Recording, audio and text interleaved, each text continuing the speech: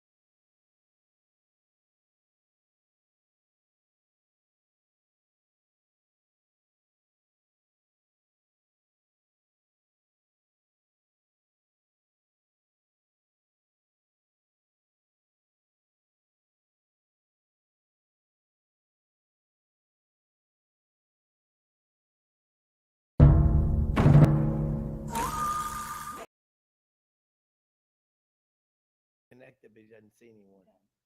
Okay, good morning and welcome to Monday's Sidelines, college football, basketball, baseball roundtable. Hell, we got a lot to talk about, man. NCAA brackets were announced yesterday afternoon. Johnny Ballpark Franks is going to join us here in the first segment, batting in the leadoff position. Followed up in segment number 2 by Tommy Kane. Tommy will check in from Atlanta. Wolfpack in, Duke in. ACC's got I think they're going to do well. I'm Duke. I think it's just tradition never graduates. Is true. People see Duke in the tournament, and they're going to pick them high. I want to get his thoughts on that and the rest of the ACC teams. Hour number 2, Buddy Martin missed us on Saturday with the round table. Had a meeting he couldn't get out of, and so he'll check in with us. GatorbaitMedia.com, along with Matt Dean, Hoops Mania over in Memphis. Matt will check in. We're going to break down these NCAA brackets. Look, Thursday it all begins. So hopefully in the next 3 days, we can give you a lot of good information to help you put your brackets together. I use a system that's different. It's a little unorthodox. I like to go with the teams that have a lot of 4 and 5 year players. I know you're going to say, well, what about the talent and all? One and dones, that doesn't impress me. You better have a team at this time of the year. Hey, follow us 6 days a week. We are on Monday through Saturday, 2 hours each day, about 50 hours a month of content. Twitter handle @sidelines_live. All right, batter up, Johnny Ballpark Franks.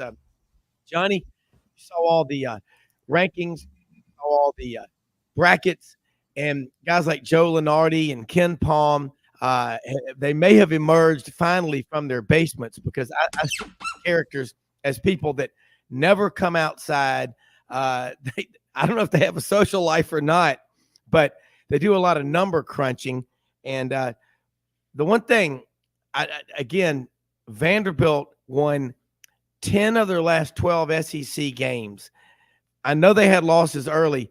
Obviously, the NCAA, there's a lot of bias in the way they pick them, but Vanderbilt's early losses bit them, but they should have been in the tournament. What other teams were you surprised didn't make it, and what teams were you surprised did make it into the field of 64 or 68 because of the everybody gets a trophy, extra 4 teams? I don't get that, but I want your thoughts. Audrey, can't hear a thing. There you go.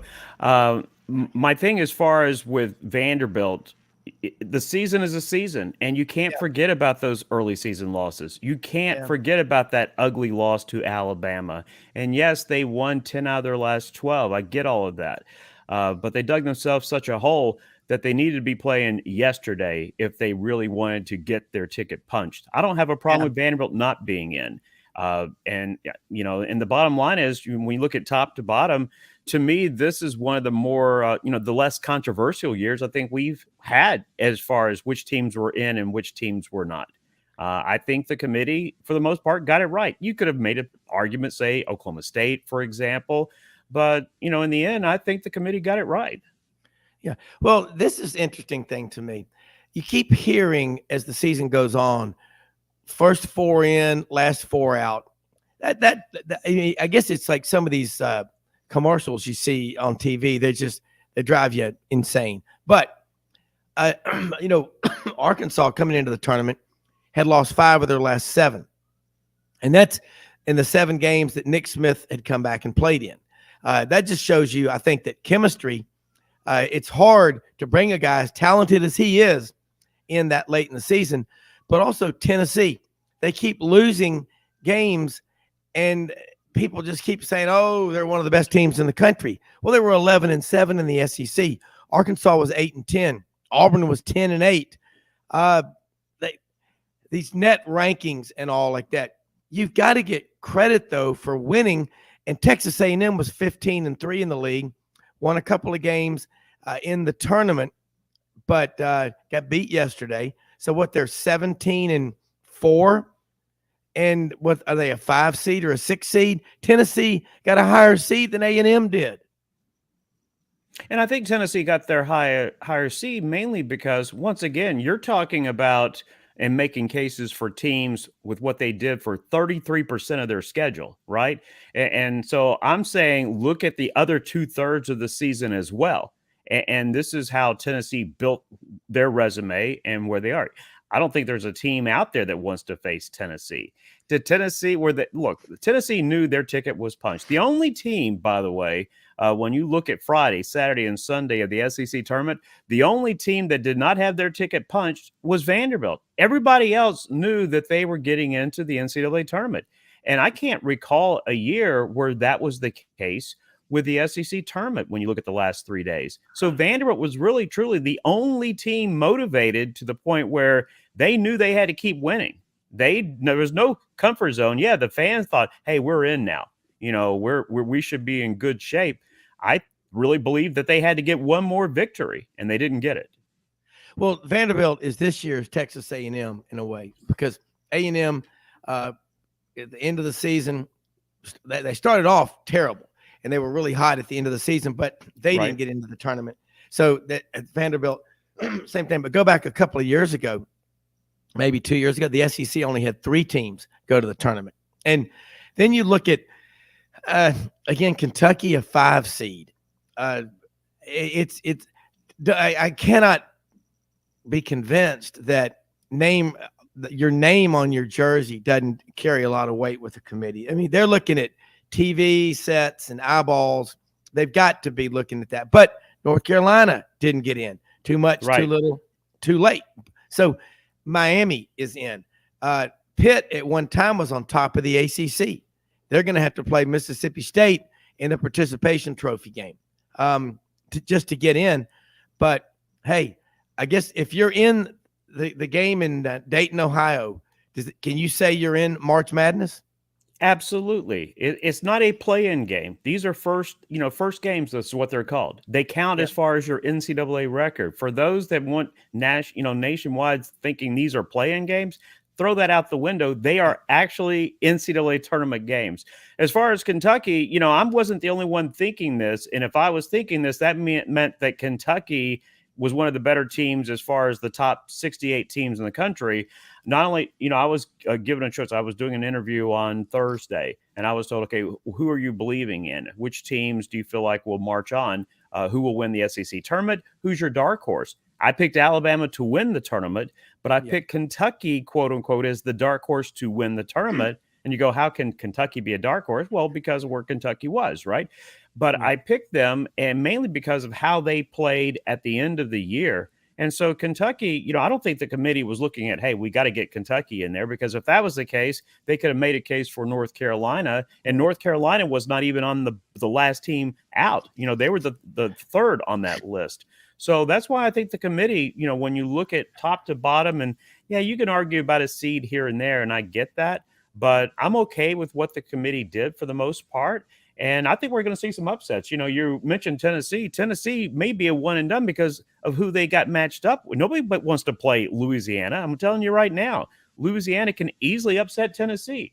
We look at Duke, for example. One of the teams, I said this on Thursday, the teams that you don't want to play in the NCAA tournament, the number one team on that list, if you're a bigger name program, you do not want to face Oral Roberts. I don't think Duke survives their first game either. Well, you talk about Louisiana Lafayette with Bob Marlin. He's won a lot of games, and we had him on the show last year. And I won't be surprised. I think you're right. But I guess Kentucky, I looked at them. They'd won 5 of the last 6 in the regular season, and they went on the road and beat Arkansas in Fayetteville that last weekend, almost with an identical score to what Arkansas had done to Kentucky earlier in the season in Lexington. So that was a bit of a surprise. But I think I know you have to take in the entire season, but teams typically get better as the season goes on. Look at Auburn. Bruce Pearl said it best. We're beating the teams we're supposed to beat. We're not beating necessarily the teams we're not supposed to beat, but they're going to the wire. Auburn lost, if you count that Arkansas game as a road game, 7 SEC games on the road by a combined 24 points. I guess a team they weren't supposed to beat on paper, although they were a 2.5-point favorite. Auburn beat Tennessee on the last weekend of the season. But it's like everybody's always just waiting for life to happen with a lot of these teams. And I think you just described it really well. Look who you're getting matched up with. It's matchups are important, but it's how you match up on the day of the game, isn't it, Johnny?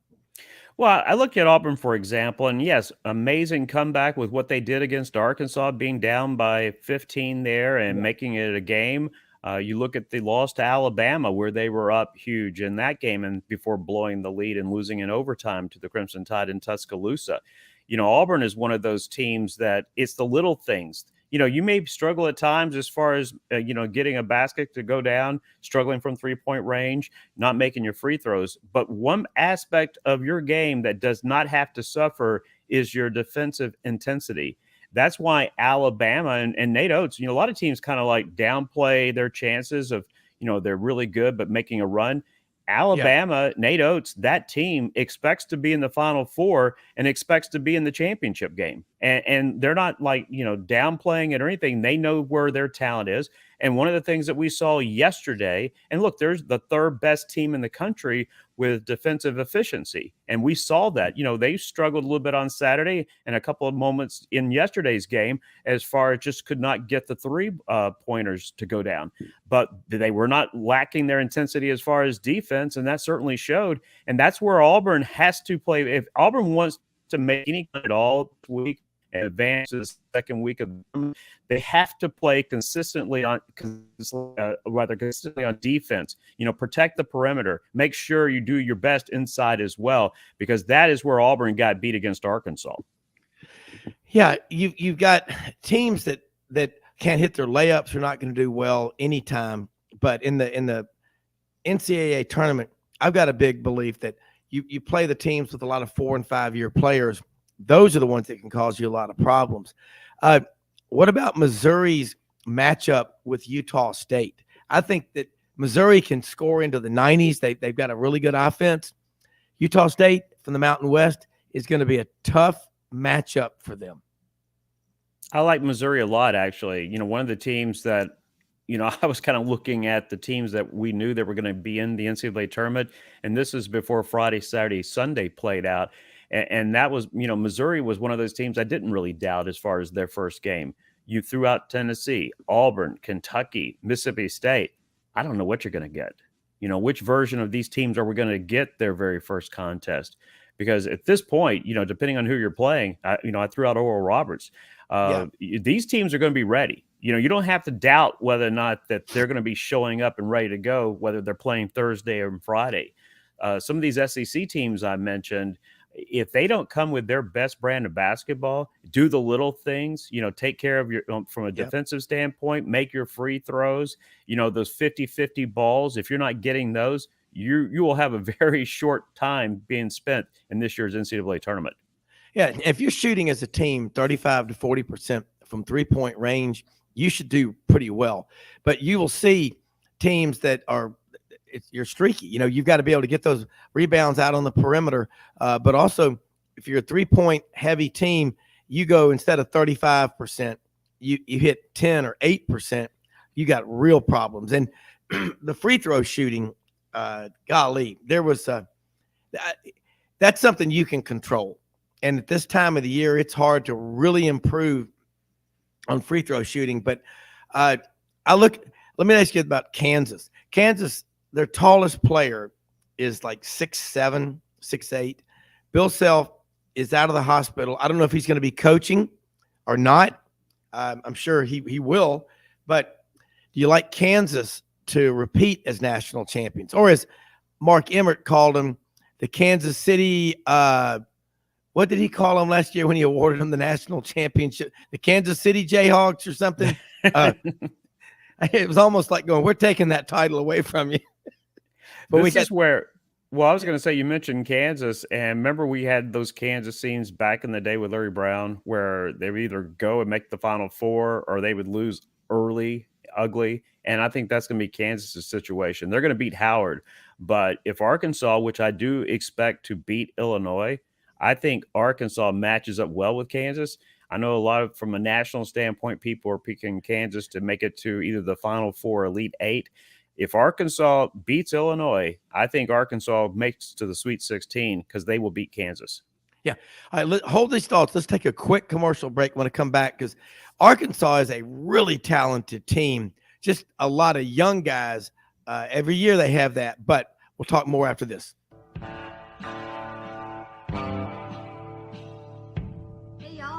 From Hewlett & Dunn, just coming to let you know about our new collection of boots. It's going to be our dress boots. They're the Horsepower collection, and they're genuine exotic leathers and really comfortable. Comes in all different sizes and patterns, so come check them out.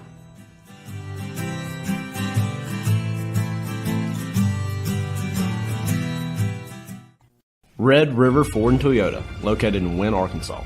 If you're in the market for a new or used car, truck, or SUV, call, go online, or drop by and see them. Located 45 minutes from Memphis, go off the 4-City exit on I-40 and go north about 15 minutes on Highway 1. Easy to work with and still believe in customer service. If you live out of town, they will deliver your vehicle to you. RedRiverFordToyota.com. Just see what they can do. Strengthen your seed zone this spring with quality tillage equipment from House Industries. Located in Cherry Valley, Arkansas, House Industries specializes in manufacturing superior equipment that will minimize your downtime and keep you working in the field. To ensure the highest quality control, all design, fabrication, and testing takes place in a 99,000 square foot manufacturing facility located right here in the heart of the Delta. Locate your nearest House equipment dealer online at houseindustriesinc.com. House Industries, breaking ground. Sidelines with Rob Browne.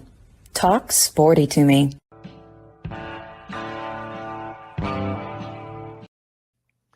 Johnny, Kansas, the Big 12, I believe most people do. It is the best basketball league in the country. Kansas State's got a pretty darn good team as well. Right. Let's talk about them in that league because we just got to give credit where it's due.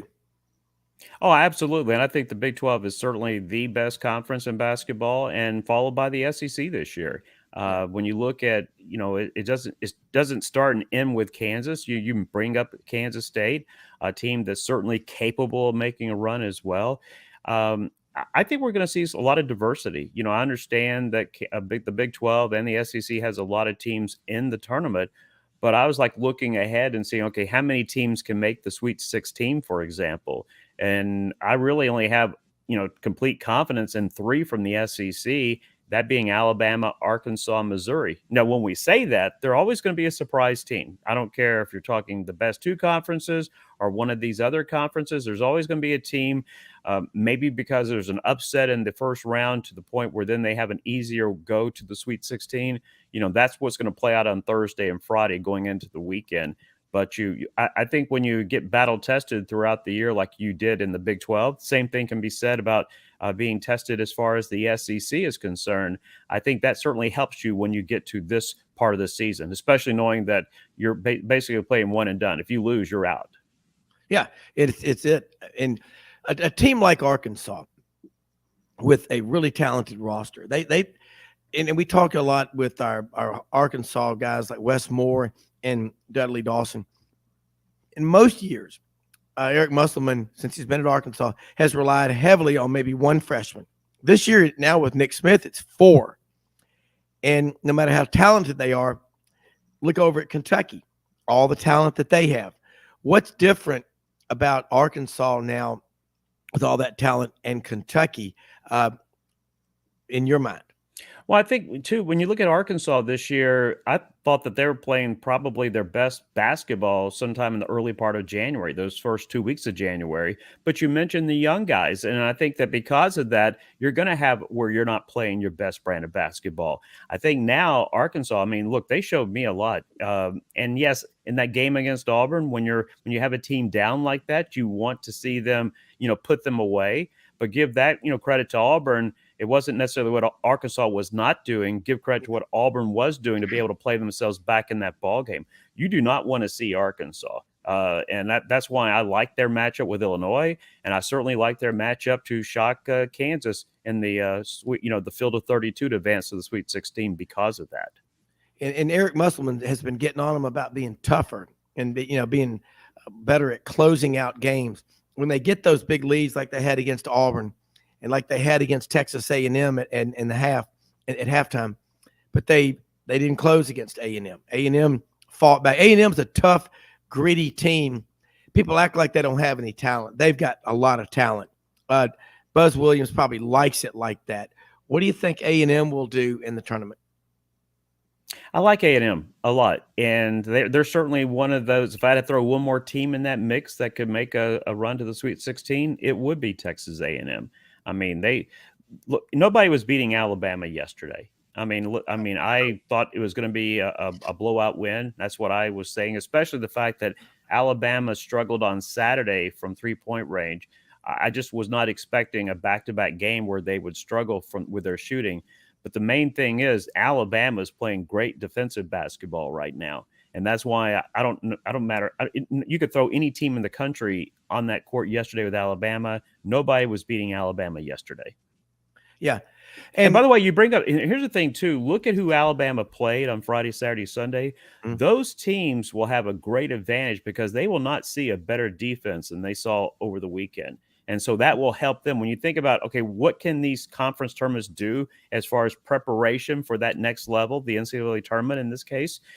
For me, is the fact that, take those things that you learned and as far as quote unquote learning from failures, because we're not able to advance past Alabama. But remember the fact too, we did have some successes against Alabama at times, and that will bode well for them, coming up this week. Yeah. Auburn, Iowa. Iowa's got a really good offense. The Big Ten got 19 bids, I think. They just, but Iowa's a good team. They play Auburn in Birmingham. I think what Auburn's got to be careful of, and the fans have got to be careful of, is letting the guard down because you're playing at home. Because this is a really good Iowa team that's going to come in. They're going to be the aggressors probably, but thing about Bruce Pearl, his teams always play a full 40. There was one game this year they really were just curb stomped. That was the Kentucky game late in the season. And I look at this matchup, I don't think Auburn's coming in with their guard down. They can't afford to, but they win, then they're likely going to play. I'm sure they're going to play Houston, and Houston has shown that they're beatable. Look what Memphis has done 2 weeks in a row on Sunday. Memphis played Houston a week ago, and Memphis lost at the last shot of the game at the FedEx Forum. And then Memphis beat Houston by 10 in Fort Worth for the American Athletic Conference Championship yesterday. Did Alabama beat Houston this year? Yes, they did. Did Auburn beat Alabama? I mean, the bottom line is Auburn has shown that they can play with anybody in the country. Yeah, exactly. They got to do the simple things. They get out of control too much. And, when you start thinking about, especially in close games, play here, play there, and you just eliminate the mistakes. Sometimes they want to push it too fast to the point where they're out of control. And what usually happens when they have a fast break opportunity, they're throwing the ball away. They're mishandling the basketball, a turnover. So instead of getting a bucket, they're turning the ball over, and they miss out on those opportunities. Those kind of missed opportunities add up, especially this time of year. Yeah, they will. And I look at the SEC schedule. It's an 18-game schedule. You're playing 2 games a week. That's not that big of a grind. I agree with what John Brady said. Coach Brady said on the show a couple of weeks ago that he agreed with that. All these guys think they're ready to go to the NBA yesterday. Well, they get in the NBA, you might play 4 or 5 games in a week, and you got travel all over the country. One end of the country to the other. These guys they're if you've played 4 games in a row in the SEC tournament, yeah, you're going to need some rest. That's more the NBA style. So these guys are rested. They should be ready to go. And Johnny, if they can't get ready to go for March Madness, then they shouldn't be playing sports, because this is the best sporting event in America every year, because it gets so many teams from across the country, big, small, and everything in between, have a chance. Now, look at the reaction of the smaller schools, the mid-majors versus some of the major powers in basketball when they just to get a tournament bid. But that's not enough. You got to show up ready to play. Well, and first of all, look at those mid-majors, the ones that had a run last year and they're back again. Those are the teams, especially with that leadership that's back, that are scary. If they're making their first appearance in 15, 20 years, yeah, they may look good at times in their first game. I don't pick those kind of teams to make upsets, but we get back to what we can expect as far as this week is concerned. And, the biggest thing, it's just like I talked to Coach Oates before the game yesterday. And we were talking, the mentality of coaches, you want your players just to say, hey, it's just another game, right? Except in basketball, I think it's different, especially when if you lose, you're done kind of situation. So you want them to be relaxed, but at the same time, you want that extra burst of energy, that extra intensity there, knowing the fact that if you don't hustle for that miss rebound and the other team gets it, that's a missed opportunity that you may have had with another shot attempt. It's those kind of little things. So it's that fine line of, realizing that, from an intensity standpoint, you want to stay within yourself. You've heard that expression all the time. Yeah. You want to be able to channel that intensity and have efficiency on the court in this case. But at the same time, you don't want to overdo it to the point where it's causing you to miss shots by an inch or two. So you really want to get into a nice flow, use that intensity, use the crowd. I'll be really intrigued to see, knowing both Alabama and Auburn are playing in Birmingham, if the Bama fans will pull for Auburn, if the Auburn fans will pull for Alabama in this situation, or, we know about how intense the rivalry is. Will Alabama fans be pulling for Iowa? That's what we don't know. But what do you think? I mean, you think the Bama fans Johnny, will pull for Auburn? I think we both know the answer to that. Look, it's cold up here in Memphis this morning. And Audrey, bring on. Let's bring on our man. No, but I'm serious. You think about this. I agree with what you're saying. I know Bama fans don't like Auburn and Auburn fans don't like Alabama, but it's still inside the family of the SEC, and you're not really wanting to pull, for example, Iowa. So, look, I grew up in a household of Auburn fans, so I totally get all of that. The biggest thing for Johnny. Keep going. This is a good story.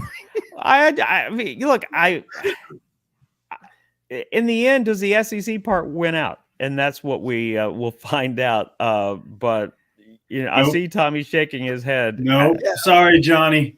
If that was NC State and North Carolina, Chapel Hill in the same building playing a couple games apart, the whole NC State crowd would be pulling for whoever's playing Carolina. But which team, seriously, I'm sorry, which conference does the SEC fans, I don't care if you're Alabama, Auburn, it doesn't matter. Which conference does the SEC fans despise more than anybody? And it's the Big Ten. And so that's why it's going to, or you just sit on your hands and not pull for anyone if you're in that situation. Yeah, maybe so. Maybe, like I always joke about, maybe just the game ends in a tie and both teams get kicked out, right? I mean, there's something. But, yeah, I don't know how it is, but I just know, like, in my world, in our world of the ACC, like, if it was anybody but our rivals, if it's Wake Forest playing, or if it's Duke, and I'm an NC State guy, so it's anybody but our arch rival, Chapel Hill, then I would be pulling for the ACC in that situation. But we're talking about Alabama, Auburn. I mean, that's just I don't know. I'd be interested to see. Probably the more mature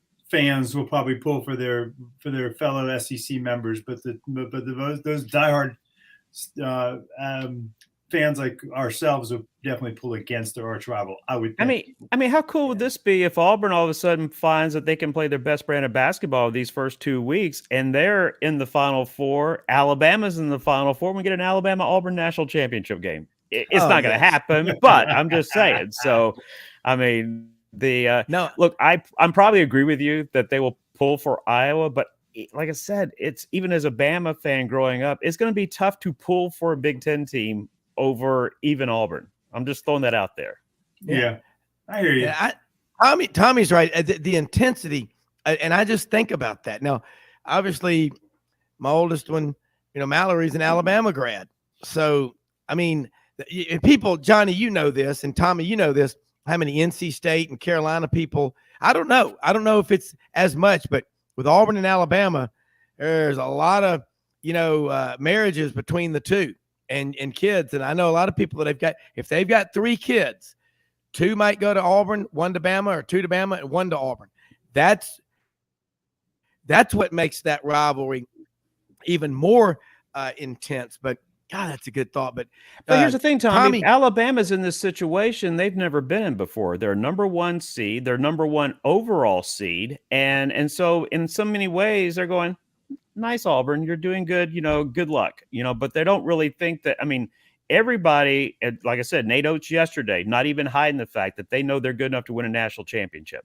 And they're talking about it. They're not talking about just necessarily the next game. They were in that situation, and they had the luxury of being able to compare what they were able to get accomplished this year compared to 2 years ago. And so they understand what they are all about. The Alabama fans understand what this Alabama team is all about. And so maybe they look at Auburn as that, and because they don't think Auburn is on the same level as they are this year in men's basketball, that would be the only reason I would think. Once again, I think the disgust for the Big Ten is so high. Now, think about this. If it was Ohio State, it'd be a no-brainer because Alabama hates them both. So yeah, but the thing is like you don't have to deal with those fans on a day-to-day basis. When you drive to the grocery store and you see your buddy that's an Auburn or Alabama fan, you don't have to deal with the Ohio State fans and the Big Ten fans on a day-to-day basis.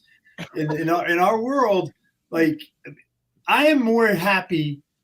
I love the fact that my Wolfpack made the dance, but I'm more excited and fired up that Chapel Hill, who was preseason ranked number 1 in the country on the cover of Sports Illustrated, isn't even playing in the tournament. And then last night they come out and say they're not even going to play in the NIT. Like to me,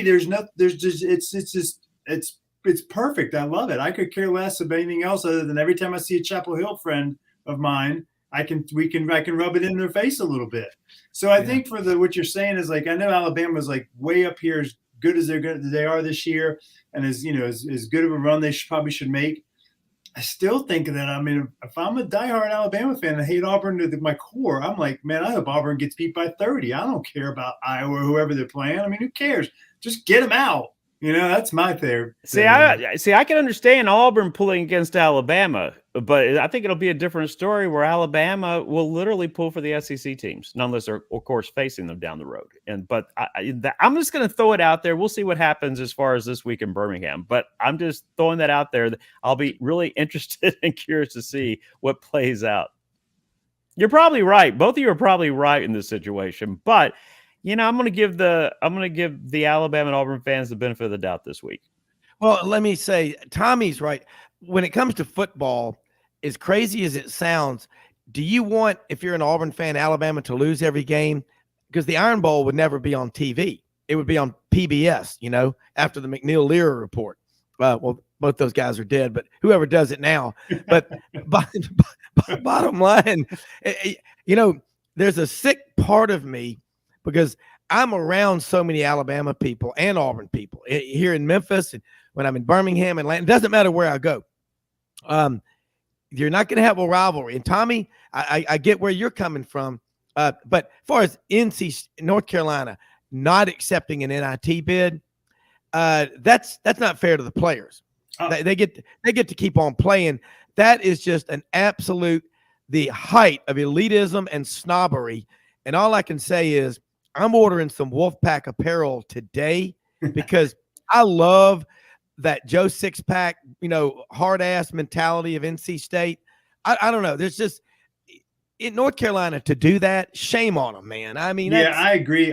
Bob, I read that. I read that release last night, and I was kind of shocked. I thought Chapel Hill would have been taking the higher road and just been like, hey, we weren't good enough to make the dance, and let's continue. Yeah. We got a chance to place a few more games. Tommy, hold that thought.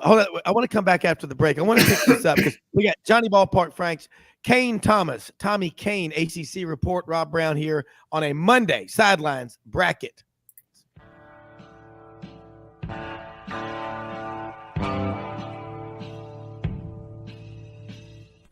Red River Ford and Toyota, located in Wynne, Arkansas. If you're in the market for a new or used car, truck, or SUV, call, go online, or drop by and see them. Located 45 minutes from Memphis, go off the 4-city exit on I-40 and go north about 15 minutes on Highway 1. Easy to work with and still believe in customer service. If you live out of town, they will deliver your vehicle to you. RedRiverFordToyota.com.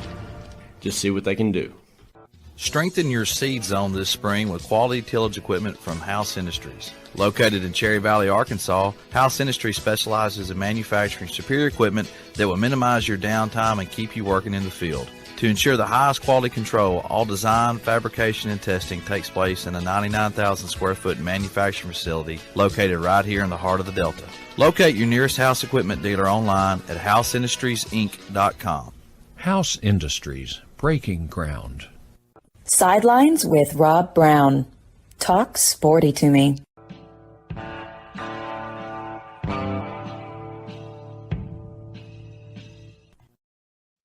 I mentioned something about one of our new sponsors, Eleanor Maynard, Hobson Realty. I know Eleanor, known her 12 years. She is a fourth-generation Memphis residential realtor, third-generation Hobson realtor, top 5% out of 4,600 realtors in 2022. Look, if you live in Memphis, are looking to buy a house, sell a house, you're looking to move to Memphis, we got listeners all over the place. Go to our website at sidelines.live. Click on the hyperlink, Eleanor Maynard, Hobson Realty. She is our realtor. She'll be your realtor. It's a turnkey operation. Once you make the call to her, she and her team will find you what you're looking for on the buy side or the sell side. Eleanor Maynard, Hobson Realty. And Tommy and Johnny Ballpark Franks, my wife Audrey here during the break said, North Carolina fans are a bunch of pout faces spreading the dreary wearies all over the place. Boo! The Pout Fish, great book. The Pout Fish. But you know what's cool though? Johnny, look at Johnny grew up in a house full of fans of who? Auburn or Alabama? Auburn. Yeah, that's what I'm saying. Four sisters. So I had to pick Alabama. So yeah. I work with Johnny and Tommy. That's what makes this stuff so much fun. But North Carolina, come on, they should be going.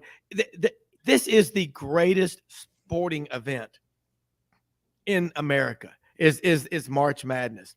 And hell, we had Dave Tompkins, who used to be the head guy up at Churchill Downs on the show Saturday, talking about the Derby and just a lot of sports and all. But this is just an incredible event. And Tommy, the ACC, you got Duke in there. Pitt's got to play in the game against Mississippi State up in Dayton. But once it gets to tournament time, Tommy, it's sort of like this. These guys, that tradition of the ACC, it's magical. I don't know what it is. You just describe it to Johnny and me and to our listeners, including Mildred. Well, it's hard to describe, but I mean, I think what you just see every year and year out is that there's so much good quality basketball from top to bottom in the ACC. And these guys just play each other night in and night out. Like in most conferences, there's good competition, whatever. But the ACC is just the atmosphere of almost every ACC game in the regular season is very similar to a postseason kind of atmosphere. I mean, the stands are packed. There's big hoopla about, North Carolina Duke or NC State Chapel Hill or Wake Forest Duke or, Clemson and whomever they might be playing in Pittsburgh now, having had a good season. And of course, the Jimmy Boeheim and the Syracuse. I mean, their fans up there are big time. So there's that passion that's involved with our basketball that makes all those games seem very much like postseason kind of action. So I really feel like when the ACC teams get into the postseason, they do a nice job of not getting shocked by the hoopla around the games and all the fanfare and all the media attention and whatever. They just go in and they just play because they're kind of used to that atmosphere. I really think that's what it boils down to. And they play great talent every week. I mean, in and night out, they're playing against, top recruits in the country that are playing at these schools like Duke and everybody else. And there's a good high quality basketball. But yeah, they do well in the tournament every year. I'll be interested to see how they do this year. I was really shocked to see Pittsburgh get stuck in that play-in game. They had a fantastic year. Cable gets the ACC Coach of the Year, award, and I think they're a lot better team than people give them credit for. And then I was shocked, to be honest with you. I really thought Clemson deserved to be in the tournament. I really did. And I mean, they beat the doors off of my Wolfpack 3 times this year. I mean, they wasn't even close. We could not match up with those guys. And I think Clemson deserves to be in there, but there's always a team you think deserves to be in there. But I really believe that Clemson should have been in the tournament this year from the ACC. And it'd be interesting to see how Pitt fares. And Duke right now is as hot as they can get, man. Duke is killing it. They're clicking and they're playing well. But and I tell you what, I don't think NC State would have gotten even in the tournament if they hadn't beaten Duke earlier by 24 a couple weeks ago. And then if Duke hadn't won the ACC tournament and kind of took that extra step of like, wow, they're really up there in the rankings. Yeah. And then when State, they do all the math and analytics to get NC State in, they say, oh, well, they got a big win against Duke, who just won the ACC tournament. I don't think State really would have gotten in the tournament if we hadn't beaten Duke, and now Duke win the ACC. Yeah. So, Tommy, I had a quick question for you about Duke, because I don't think the committee did Duke any favors at all. Before the tournament, I was throwing it out there, especially with the SEC teams that easily could be facing an Oral Roberts squad. To me, Oral Roberts is one of those 12 seeds that, I'm putting them on my bracket. I don't think Duke survives this first game with Oral Roberts. You very well could be, Johnny. I mean, that's the great thing about this tournament. I mean, Oral Roberts is a good team. There's a lot of good lower ranked or higher ranked teams that are out there that and look, Coach Valvano used to always say, you got 5 athletes versus 5 athletes on the court at any one time. Anything can happen. It's a little different in the football world because you can say, 11 versus 11, but then you get talking about size and strength and overall just wearing you out throughout the game. And it's usually the bigger, better, stronger teams most likely. But in basketball, 5-on-5, 5 good athletes versus 5 good athletes. All you got to do is get 1 or 2 guys that get super hot, and it's over. Like, and your dreams are done. Duke is playing really well, but they are vulnerable. They were not very good at the beginning of the year. They were struggling, trying to find their identity. And teams like Oral Roberts, who I guarantee you, I mean, I haven't looked at Oral Roberts' roster. I mean, if I did, then I'd really be a junkie and I need to probably get some help.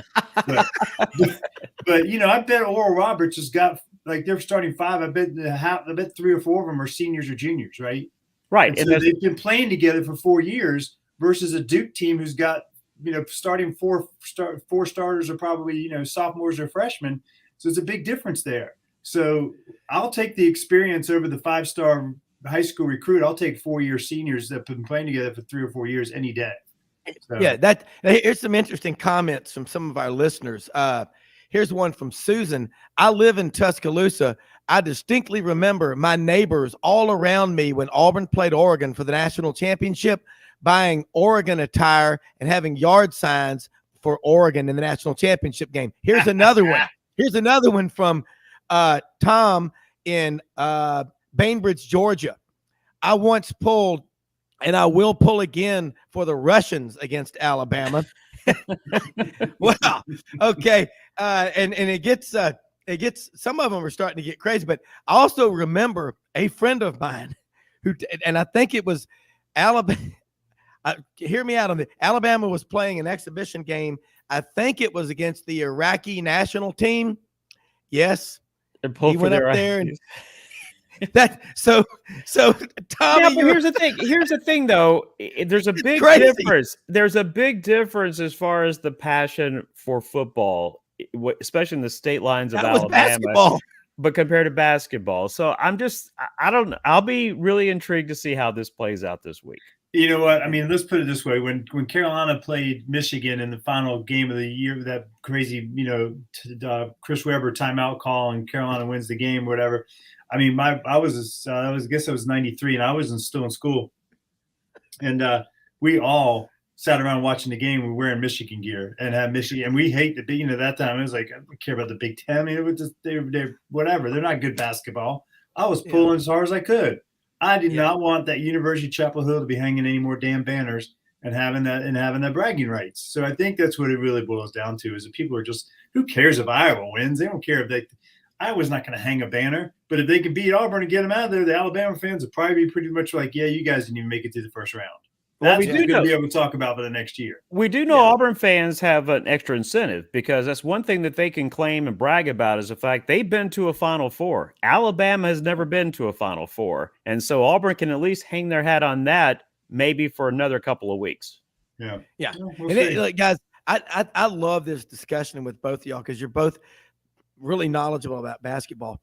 Tommy, ACC, Big Ten, Pac-12, Big 12, SEC. I look at it this year. Big 12, number 1, SEC 2. I'll say ACC 3, but last year, people were kind of, the ACC's down this year. Well, they had 3 teams in the Elite 8, NC State, Duke, and Miami. And what are I want both of y'all to think about it. I love Jim Larinaga at Miami. Yeah. I mean, I love those coaches that are, he's not that old. And people say he's old. I love that guy. He's got the enthusiasm of a 30-year-old bookie at a chapter meeting. I love him. Yeah, I mean, Miami's a good squad, man. Let's call it what it is. Miami is a good basketball team. They play hard. They got some guys that can fill it up, and they get after you, and that's how Larinaga's teams have always been. I wouldn't want to play Miami in that. I think if they get through their first couple of games, they got Drake, and then they play the winner of Indiana, Kent State. And then the top of bracket right above them is the number 1 Houston, who will maybe come out of that. We'll see how that works out, but they should come out of that. And Miami is definitely one of those teams that could ruffle the whole bracket up and just get right through the final 8 and grade 8 and shock everybody. But I love these brackets. That's why, I do like 10 of them. I fill out 10 in like 10 different things, and every one of mine's different. My wife's always like, why don't you just do the same one every time? I'm like, babe, because there's no way to, I got to pick them all different, right? And then I can at least brag if I get one halfway right. But that's why they do them, man. And I'll have one, don't kid yourself. I always have one bracket every year when my Wolfpack are in it that they win the national championship. Yeah. Because if they run it and do it, then I can show everybody my damn bracket and be like, yeah, I got it right. Does your bracket, one of these 10, does it have Drake beating Miami though? No, I don't think so. I think that's a slam dunk for Miami in my person. I just think they're too big, too strong, too fast. I think that the teams, I think that'll be out. Keep an eye on Penn State, good basketball team in the lower part of that bracket, in the Midwest bracket there. They got Colgate in the first round, and they play Texas A&M they play the winner of Texas and Colgate, which will probably be Texas. But I like Penn State, and I like Texas a lot at the top of those brackets. I don't know. There's just so many good matchups. I flip through these brackets, and I'm just like, golly, man, I'd love to see that game. I'd love to see that game. But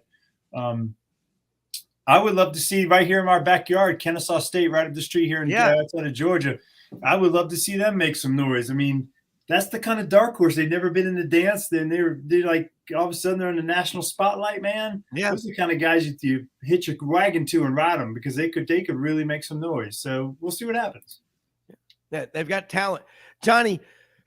When you think about this tournament, you think about Virginia. That's another team we hadn't talked much about. Yes.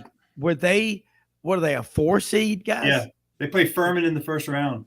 Which And is the another Paladins ugly won game. I mean, 27 games. Furman is once again one of those teams that there's going to be a dark horse. There's going to be that Cinderella story. Furman is certainly capable of being that team. No, I'm going to have to disagree with you there because Virginia's defense is too damn good.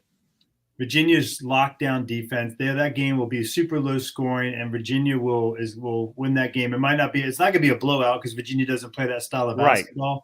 So Furman might be around, might be in the less than 15-point kind of range or whatever like that, sticking around. But Virginia's defense is just too damn good. The way that Coach Bennett makes those guys play defense day in and day out, they'll win that game. And then if they get through all that in their bracket, Alabama, they could meet Alabama eventually in the Sweet 16. So, but Virginia's defense is just too good. Yeah, that's my opinion. Yeah. My opinion. Yeah, I agree with you. Tony Bennett loves to just suffocate teams, and they're going to be tough to watch. Chris Beard was another one. By the way, I think Chris Beard, Yancey Porter, Rebel Yell Hotline on this show, Sidelines, 2 weeks ago, said, don't be shocked if Ole Miss doesn't hire Chris Beard. And so keep that story is going to come out. I mean, who knows? I have second Kermit chances, Davis. Whatever. Yeah. I have Kermit Davis coming on my show later today, and I'll be interested to see. I'm going to ask him, moving forward, what kind of coach Ole Miss needs. If that news has not broken by that point, by the 5 o'clock hour today, because to me, Ole Miss is, and there were several programs in the SEC like that, missing one extra player. Ole Miss is a good team. Look, they played Tennessee well the first half, and then Tennessee pulled away in that second half of the SEC tournament. But I'll be really intrigued to see exactly what Ole Miss needs as far as moving forward, as far as that head coaching vacancy. Yeah, and I'm a big Kermit Davis fan, and that will be great to hear it on the class act. He's a class act too, by the way. Here it is. I got someone here. Take Furman. Someone just texted me. F-I-R-M-A-N. Come on. F-U-R-M-A-N. Those bumper stickers. Guys, now tell me if this is true. Maybe one of y'all knows it. I, as a small boy, was going through Houston on the way to Mexico with my dad down there bird watching one spring break. And we went around Houston, and he showed me a car, and it was Sam Houston State University. He said, boy, years ago, they had a bumper sticker that said, Sam Houston Institute of Technology. Was that true? And they'd put the initials on the bumper sticker. Have y'all ever heard of that? Not me. You, Tommy? Think about that. S.H. Sam Houston Institute of Technology. I know what you're saying. Yeah, I'm just saying, I can't believe – I was told they really did that. And my dad's listening. He may have set me up for this one, but I think somebody's getting the best of you, Rob. Yeah, well, yeah, but that's my point. But I think about this. The reason that's a big year, that was the year before the NCAA tournament really exploded with the Larry Bird, Magic Johnson, 1979, Indiana State, Michigan State. Is that about where y'all all would agree? The March Madness, Kenny Loggins, this is it, Dick Enberg, that whatever, something happened then, and this tournament gets better every year. I think it started, maybe the year before that a little bit with the run that, Kentucky beats Duke for the national title with Jack Goose Givens. But I think 79 is right. You still look back at the ratings that national title game produced with Indiana State, with Larry Bird and Magic Johnson with Michigan State. It still is a record. And so, it was everybody tuned. I don't care if you were a basketball fan or not. But then again, though, look at there were only ABC, CBS, NBC. It's not like the cable system today where you had all these options too. Yeah. But yeah, probably for me. But that's only because the age that I was being brought up in. And so, plus remember, during the 70s, that's when the NCAA tournament expanded. It was special then to win the NIT because you'd have 32 teams. The second best team of a conference wasn't playing in the NCAA tournament. Now we have 8 teams from the SEC in. Back then, you'd only have one, and then everybody else is fighting for whatever's out there. So you had the expansion going to 32 to 48, and now eventually where we are now with the 68. But I think that had a little bit to do with it as well, being able to invite more individuals to the party per se. Yeah. I got Tommy, upset the other day. Reese Davis was on during the ACC tournament. He kept talking about how Chapel Hill was the first team since 1974 to not make the dance, and after being preseason ranked number 1. And the last team that was in 1974 was NC State when they were ranked number 1, and they didn't make a dance. And I was yelling at the TV, and I was like, "But they had to win the ACC tournament. Like they had to." Hold those thoughts, because I want to pick back up on how big conference tournaments were at that time. Right after this.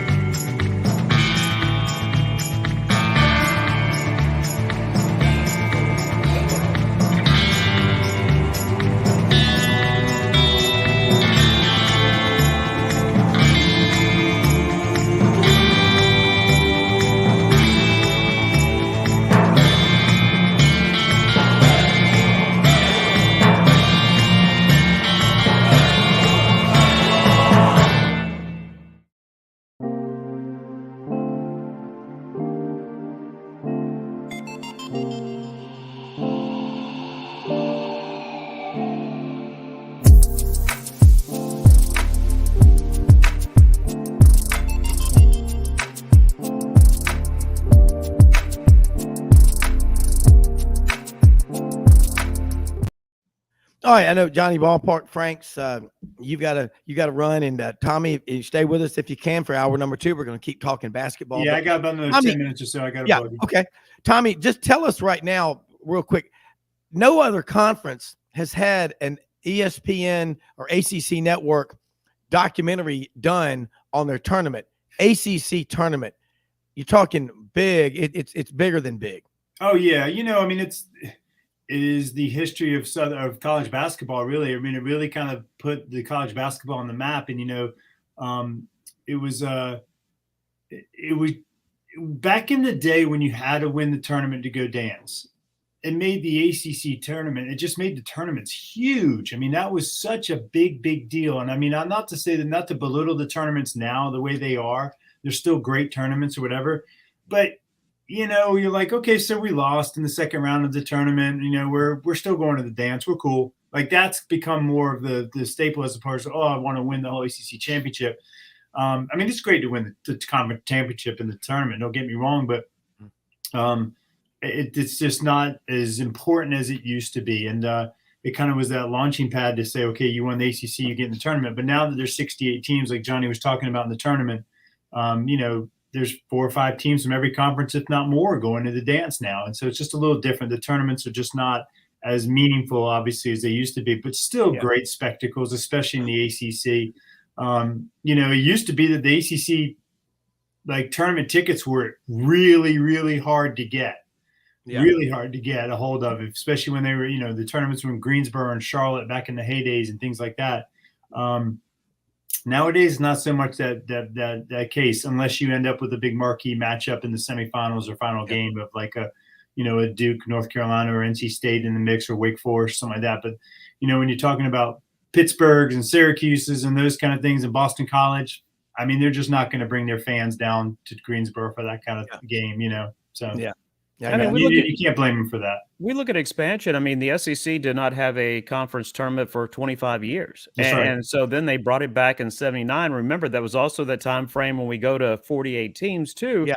And it's the chance for teams to play their way into the tournament. Right. I mean, as I was throwing this out earlier, this year, really the only 2 questions: could Vanderbilt play their way in? Because everybody playing on Friday was in, except for Vanderbilt. And then could Alabama's incentive, they knew if they won the tournament, they had a very good chance to be the number 1 overall seed. Right. And one of the 2 things got accomplished. Right. And that was basically everything being played about. You're right. I mean, the tournaments definitely help set the field for the 60 for the dance and kind of get the position. And it's really a chance for a lot of teams that are peaking late, like a Duke, who peaked late to win the tournament. And all of a sudden now they've got a really nice seed where, about a month ago or so, they probably would have been an 8 or 9 or maybe a 10 seed. You never know. Now they're a 5 seed. So it helps. I mean, the tournaments definitely help, and they're great. I mean, it sets the table for the rest of the spring. And but the ACC tournament's a pretty special event if you ever get a chance to go to one. They're pretty entertaining, especially on the Saturdays.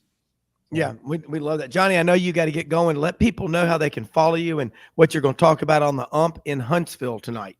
Yeah, I have, we were talking about earlier, Kermit Davis will be on the show today. Former SEC Player of the Year, Ron Slay, will be on the show today. Richard Hendricks, a former Alabama standout. He was a second-round draft pick in the NBA. He'll be on. Also, the voice of Alabama, Chris Stewart.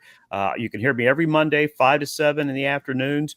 You can listen either in the North Alabama area, 7:30 a.m., 103.9 FM. You can also follow the different links. And plus, for the most part, keep up with me on Twitter at BP Frank Show or on Facebook at Johnny Ballpark Franks. Johnny, love this. Thanks so much. Look forward to having you on next week. Let me put you on the hot speed, Johnny. Pick your winner right now. Bracket winner, go. I'm going to go Alabama Gonzaga for the national title. Whoa! And I think Alabama has the revenge motive, knowing what happened earlier this year. Alabama loves those type of games. Hey, look, watching Alabama play over the last few days and here in Nashville, I'm going to say Alabama cuts down the nets. Wow. All right, we're holding you to it. A tradition that was started by Everett Case, NC State, cutting down the nets. That's right. That's where initiated. Yeah.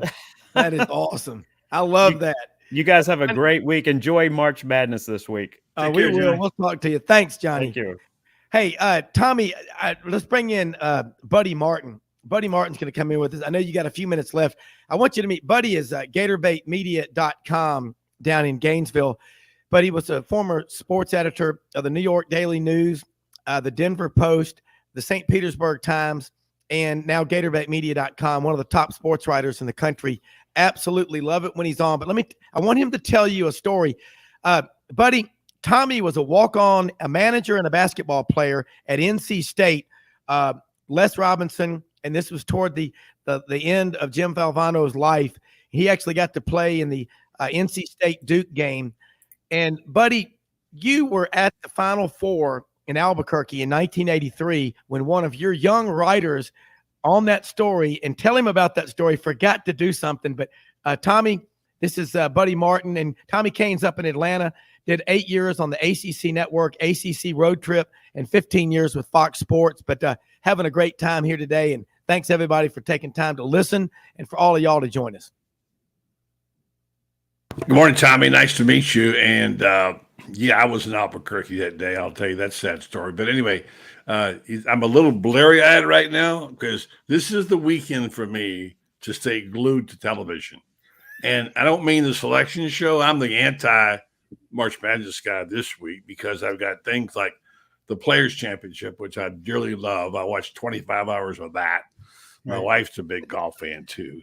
And then my wife loves the Oscars. And our favorite show on TV, I know it's corny, is American Idol.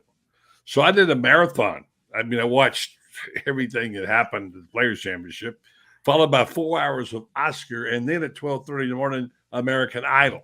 Nice. So if I'm a little blurry-eyed, I caught about 5 seconds of the selection show. You're good. And I apologize for not being up on it. But, hey, Albuquerque was special, Tommy. Oh, yeah.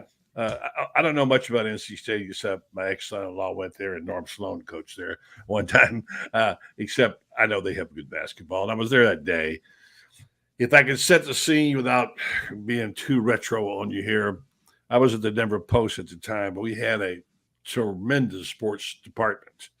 And great Woody Page was there, and a young writer named Rick Riley was there, and we had about 8 guys there in Albuquerque. And our papers, the Denver Post, were stacked high every day in the media room. So we were everywhere in Albuquerque, being out there in the Rockies. And, of course, as you know, Valvano came in there with a record of, 14-10, something really not good. And I saw Houston's Phi Slamma Jamma team. I went, holy mackerel. This is going to be like Georgia Tech and Cumberland. You know what I mean? These guys are going to beat them 100-10. I mean, the talent on that team was unbelievable. Right. So I wrote this column on a Saturday before the game that get ready for it, Valvano. You're going to get your butt handed to you. This is going to be brutal. And of course, we know what happened. But Rick Riley was covering the story and was young, 22, 23. Great writer, great guy, by the way. And he wrote the lead. And he wrote the lead, and then he sent it in. Back in those days, different method of transportation with the logistics. And he sent it in. Our desk, who was pretty sharp, didn't catch it. Went through the whole story, and there was no score in the lead. We had no score in the game. Something Rick Riley really is a sore point with them to this day. But yeah, that was it. And NC State, that was a memorable time. I was blessed to be able to be there, and loved covering the Final Four, which I did probably 10 times, whatever. But right now, my eyes are bleary from too much television on the Players Championship and American Idol and the Oscars. That's good stuff. That's good stuff. Yeah, that 83 championship game was. I was I was 13 years old, but it changed my life following, because I was a diehard Wolfpack fan growing up in North Carolina. And man, I never forget that game as long as I live. And it's funny now, ironically, years and years later, I'm friends with a lot of those former players, the Derek Wittenbergs and the Terry Gannons and stuff. Are good buddies of mine now, and having gotten to know them over the years. And it's still just, there's not. It's funny how when you walk, even when you go around the country, like if I'm wearing an NC State basketball shirt or something like that, how often the 83 team and that kind of gets us brought up when you see the Wolfpack and associated with that, and Coach Valvano and what he did. And I tell people this story all the time, buddy. And, ultimately Coach Valvano's legacy is exponentially more because of the V Foundation for Cancer Research and the $200+ million that they've raised for cancer research. Yeah. And if you think about it, and I've told this story before when I've talked to some groups as a guest speaker and things like that. Mm-hmm. So much had to go right for them to win that the ACC tournament here in Atlanta first to even get to the dance, because they weren't even going to. They had 10 losses. They weren't even going to go to the dance back then. Right. They had to win the ACC tournament. They did that by some miraculous last minute misses by Carolina and a couple free throws, and then they go through that crazy run in the tournament. Well, if none of that happens, if one of those shots goes in against us and we lose, or one of those shots that we don't make that dunk, or whatever it might be, the V Foundation for Cancer Research never probably happens. Yeah, never really happens. So you think about that, all that stuff that happened by the skin of their teeth, winning those games, doing whatever, has now come to the end of it all. And it's not even the end, it'll be forever, but has raised $200 million+ for cancer research. And so to me, I just think that whole story is just, in my eyes, it's a little bit of divine intervention that all that kind of happened to see where we are today with that money being raised. So such an important point. An important point. And my dad was a newspaper guy. He used to tell me, you ought to write a book, son, one they call The Turn of the Leaf. That's what do you mean, Dad? He says, sometimes just the wind blowing over one leaf changes the world. And before the quote was out there, when a butterfly flaps his wings in Africa, that's quote. And it's so right. Think about, and even in sports, the losses sometimes are far more dynamic and affecting than any win. And that kind of thing, Tommy, is exactly, that's a wonderful story. You got to write a book about it. Yeah. Well, and Tommy, I know you got to get going, but that's what I love about having Buddy and the great sports writers on here. Because Tommy, you and I both know, and Buddy, I hope you appreciate it, but we're dead serious. You cannot, long term. I mean, something on TV is great, but there's a reason why the archivists like black and white photographs versus color. They last longer. The printed word, the spoken word, go back, look in the Bible.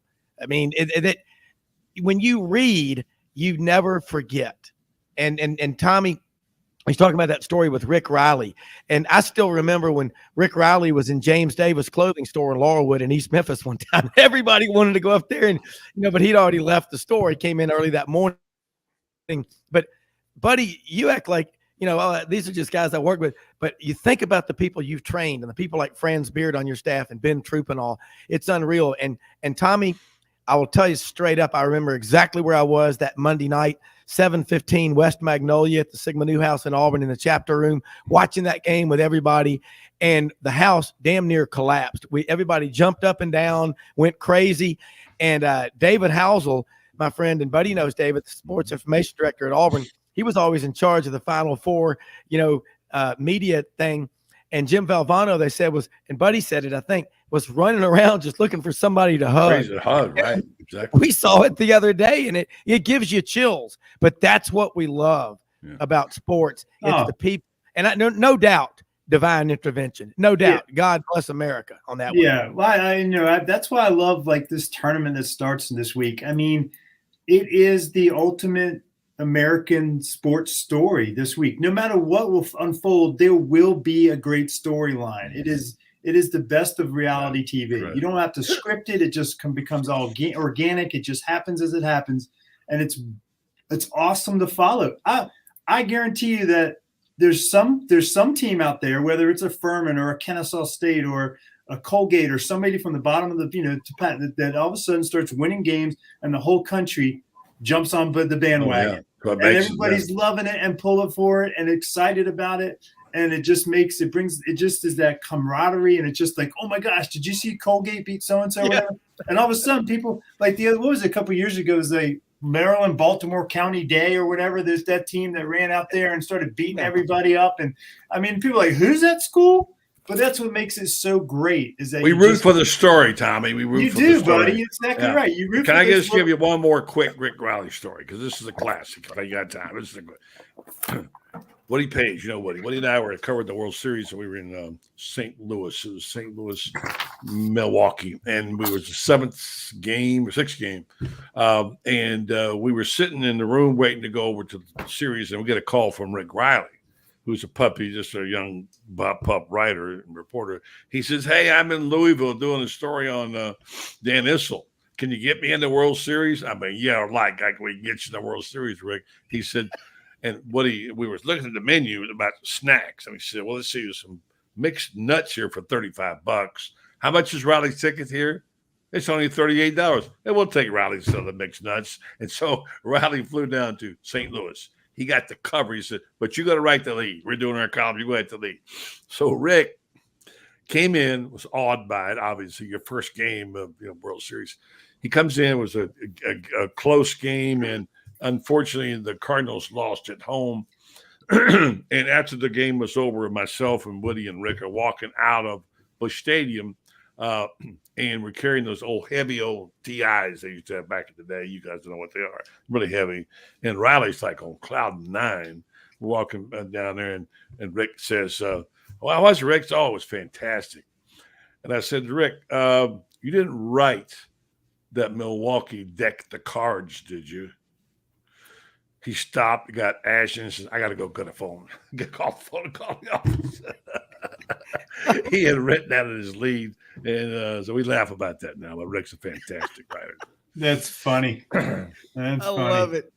Hey, Tommy, look, I know you said you got about 10 minutes left, and Matt Dean's on with us now over in Memphis at Rhodes. And Tommy, let people know. We'd love for you to stay, but if you got to go, you got to go. But let people know if you do have to leave, how they can follow you. And you've got a great production company over there in Atlanta that they need to inquire about. Yeah, thanks, Rob. I appreciate that. Yeah, I got to catch a flight here in a little bit. Head down to Charleston for a little work for the next couple of days. But yeah, you can follow me on Instagram at Tommy Kane _talent. Kane is the last name, and then my production company is Pack 30 Productions, PACK 30 Productions, after my Wolfpack number 30 when I was realized the dream to walking on the team.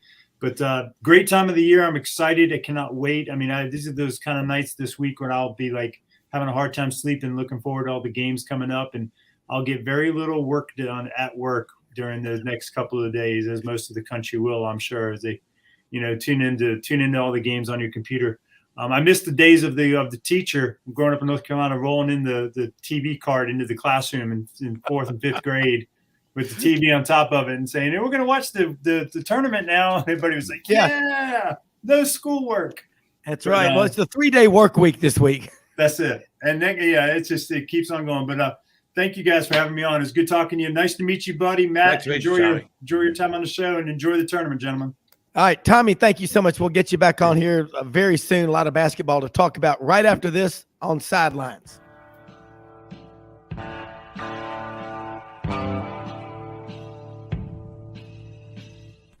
Red River Ford and Toyota, located in Wynne, Arkansas.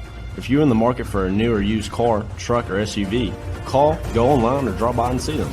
Located 45 minutes from Memphis, go off the 4 City exit on I-40 and go north about 15 minutes on Highway 1. easy to work with, and still believe in customer service.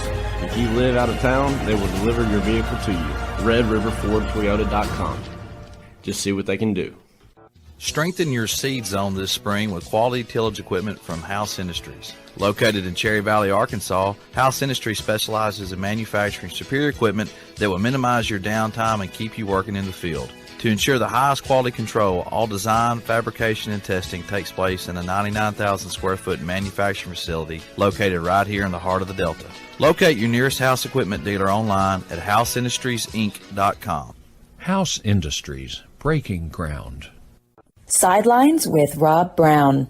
Talk sporty to me.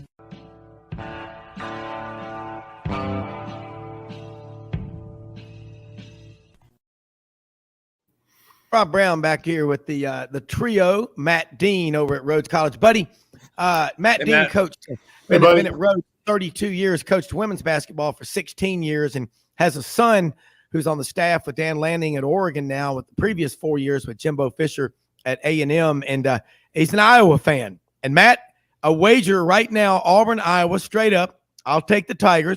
You take the Hawkeyes. We'll bet a steamer pack of crystals, with or without cheese, and a 30 rack of Ham's beer. How about that?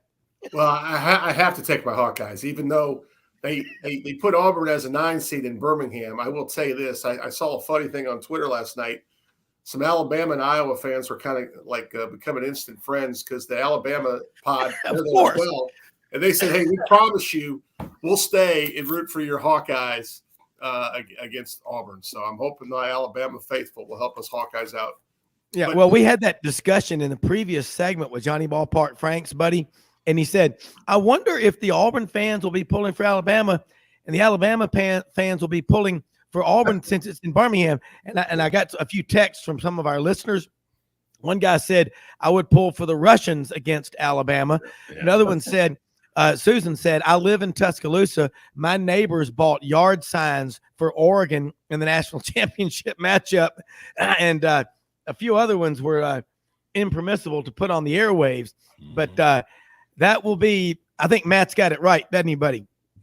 This is the I'm South. reminded of that great story of my friend Norm Carlson, who was the SID at Auburn 100 years ago. And he just was there for a couple of, years. And he and Suge Jordan were coming out from practice or something, and walking along. And Norm, trying to be convivial, says, hey, coach, it was really good that we won and Alabama won. And Jordan stopped and looked at him and said, Norm, ain't a, he said, GD thing good for us about Alabama winning. I mean, buddy tells it like it is. And Matt, you're on to something, Well, we're gonna need every advantage we can. We come in after losing our last 2 games. I mean, really, an 8-9 game. It's a coin flip. So I think Iowa can play with Auburn. Iowa's got an outstanding forward, Chris Murray, whose twin brother plays for the Sacramento Kings, was drafted last year. Chris Murray will probably be a lottery pick this year. But Iowa relies on the 3. Auburn defends the 3 very well. It's going to be a tough matchup for the Hawkeyes, and I'm hoping it's a highly competitive game. Anytime Vegas says right now, I think Auburn -1, so it's a pick-em type game. So I'm hoping it's a great game. Buddy, this tournament, like we talked about, it's a spectacle that just gets better with age. And you can remember, and I can remember when UCLA was so dominant. How many teams played when they had that run of 10 national championships with John Wooden, who, by the way, I don't think he was maybe 52 years old before he ever got to the tournament in his 14th year of coaching. He didn't just show up on the second year on the job and start winning those national championships. But how different was the tournament then to today in terms of fan interest? I would think markedly different. Well, I mean, look, I'm terrible at remembering numbers, but I can tell you I remember living in New York at the time that my friend Mike Lupica was friends with the guys over at TBS. And when they announced their new schedule, where they were going to show all the games, that was a huge deal. Because back in the day, you couldn't get those games all at once. You had to flip around, flip around, flip around. I want to say, I don't remember the team, 16 and 32, whatever it was. I do remember Wooden very well, and I covered a team that played against him in the Final Four. That was Jacksonville back in the day. They had a great run, and they had Sidney Wicks and that bunch. And, of course, Jacksonville had the 2 7-footers. And, of course, Steve Spurrier, my favorite Gator, one of his top idols is John Wooden. He loves everything John Wooden did, Spurrier loves. I mean, look, what he did will never be done again. That was different. It was different, a little easier to get there back then. But, I mean, look, you can't compare eras. What is great now was different 50 years ago. But Wooden unquestionably was the greatest college basketball coach of all time, period. I mean, Rupp, you want to name him, whatever. He was the best, and his record showed it. And I forget the number of championships, guys. Is it 12 or 13, whatever it is, 10 and 13 years was it? I don't know. I can't remember. Unbelievable. Yeah.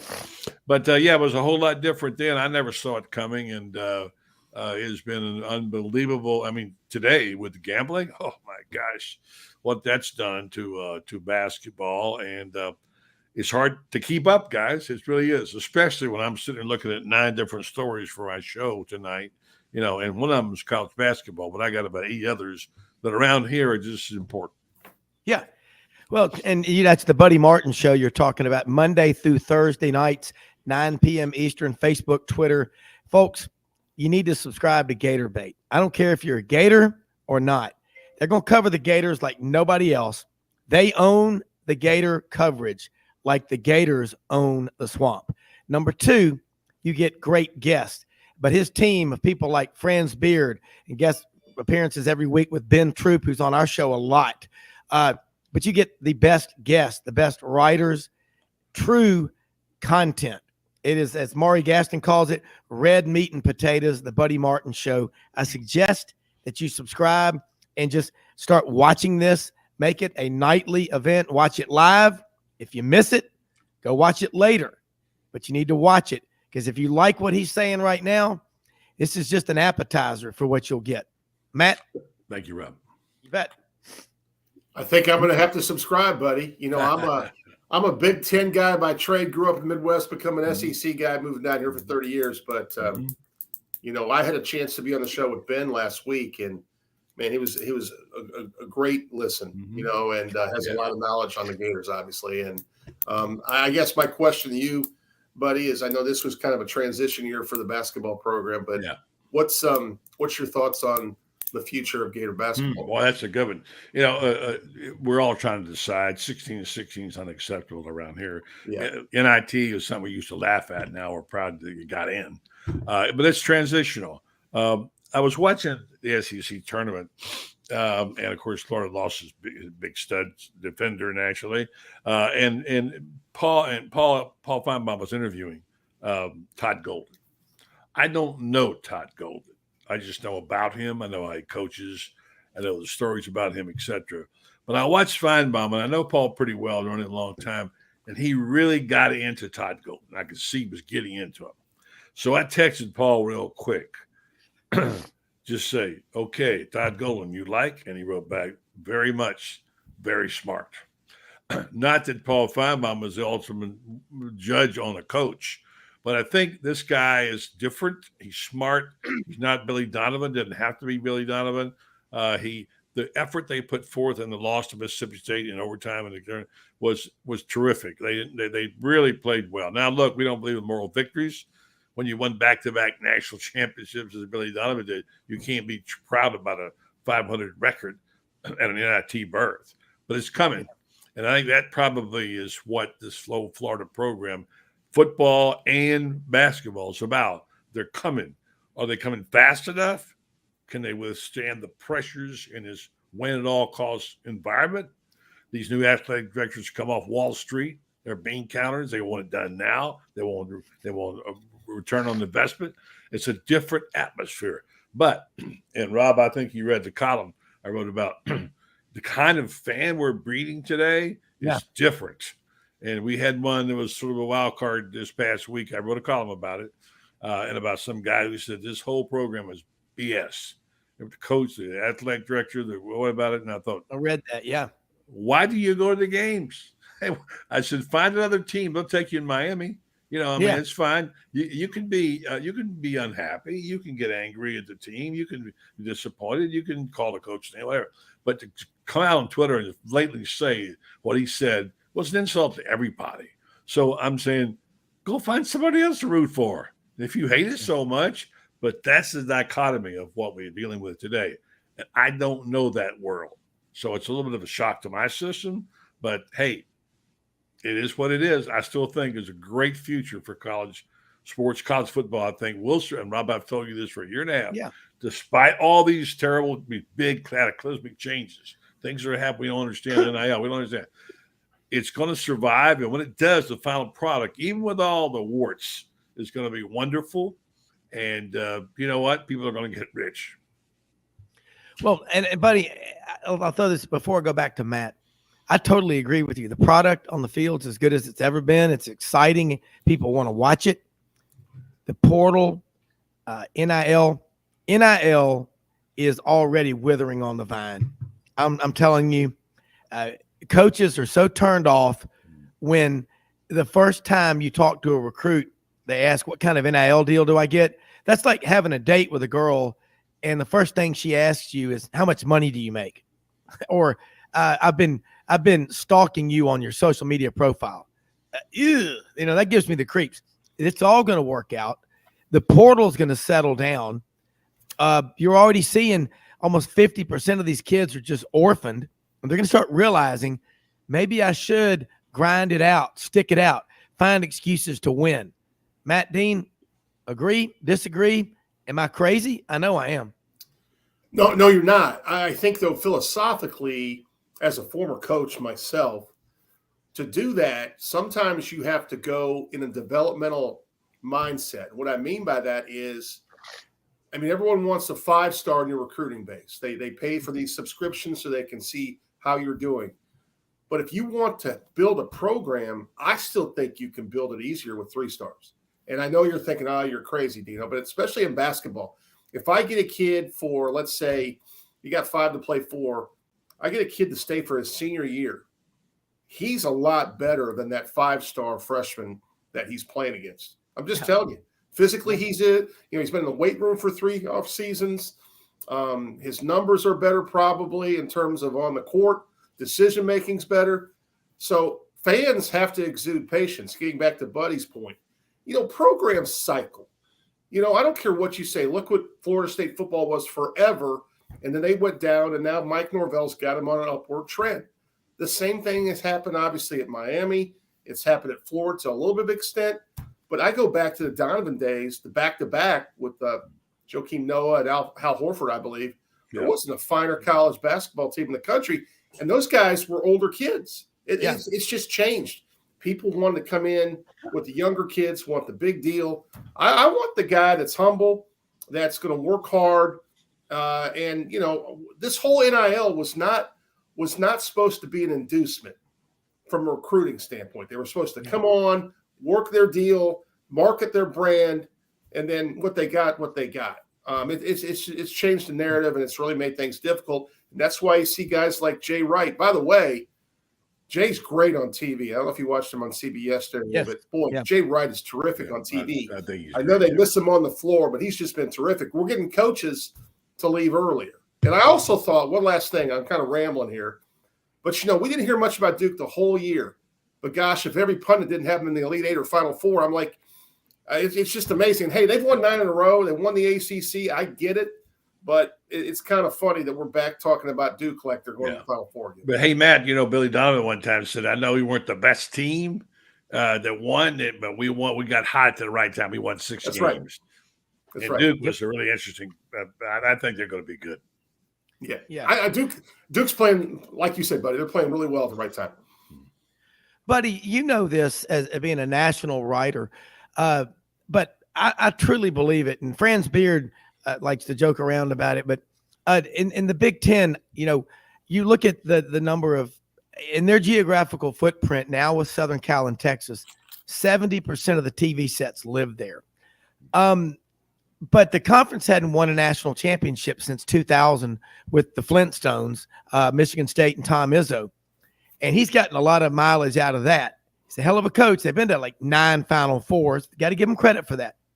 But what you just said about Duke, how much of that is just personal agendas and biases and just, hey, a lot of people love Coach K. He's not there anymore, but they love that brand. Yeah. It's like their favorite restaurant. They'll keep going until the health department shuts it down. Well, Matt, to Matt's point, if the fans had the patience, it would be possible. But in Florida, you can't live on 3 stars. It ain't going to happen. I mean, I'm with you. Philosophically, I mean, Kyle Trask is a great example. In my mind, Kyle Trask ought to have a trophy, ought to have a statue of Florida as the ultimate rescue guy. He's a first responder. He came out of nowhere. He was buried in mothballs. And Dan Mullen wouldn't have got him on the field if he hadn't had the injury to Franks. And so you wonder about that and how could that happen? So yeah, ultimately that's true. But the problem, and again, I'm not going to sit here and try to diagnose what's wrong with the fans and whatever, but they want, and they're crazy for recruiting. My listeners, 60% of them would be happy if we did recruiting every night. Yeah. And for that reason, we don't do recruiting. And we'll have people on talk about it, but you can't, I mean, it's always like, why recruiting? You know why? Because it's something that in the future they can count on. They want to talk about the grass being greener tomorrow. How about today? How about now? How about this game right here? And I think what you're talking about, Matt, are core values. And I celebrate this, and I hope I'm right. I think we're going to see a swing back to core values at some point. I don't know when, but then the people like John Wooden or Mike Krzyzewski or whoever, who like Steve Spurrier, Billy Donovan, whoever, those core values are going to people say, hey, wait a minute, look, I found this book.